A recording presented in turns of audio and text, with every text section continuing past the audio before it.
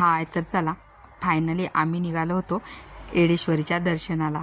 आई येडेश्वरीचं दर्शन आमच्यासाठी खूप महत्त्वाचं आहे, कारण आम्ही त्याच भागात आई येडेश्वरीच्या कृपेने तिथेच लहानाचं मोठं झालेलं आहोत। त्यामुळे आम्हाला नेहमी यात्रेची ओढ लागून राहते। पण काय करणार, उन्हाळ्यामध्ये आई येडेश्वरीच्या यात्रेला येता आलं नाही। त्यामुळे म्हटलं चला सुट्ट्याला गेल्यानंतर निवांत जावं, मस्त फिरावं, आई येडेश्वरीचं दर्शन घ्यावं।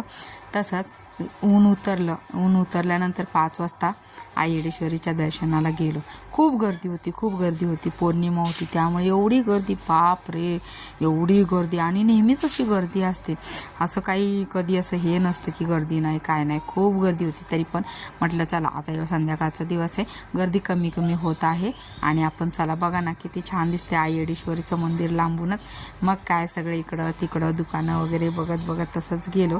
खूप छान वाटत होतं, असं वाटत होतं तिथून येऊच नाही, एवढे छान आई येडेश्वरीचं मंदिर आहे। तुम्हाला देखील नक्की आवडेल, एकदा नक्की आई येडेश्वरीच्या मंदिरात भेट द्या, तुम्हाला देखील आवडेल। बघा ना किती सुंदर आहे, किती छान आहे। पहिलं वेगळं होतं आणि आता वेगळं होतं, एवढी गर्दी होती तरी आम्हाला या गर्दीमध्ये काहीच वाटलं नाही। चलो बाय।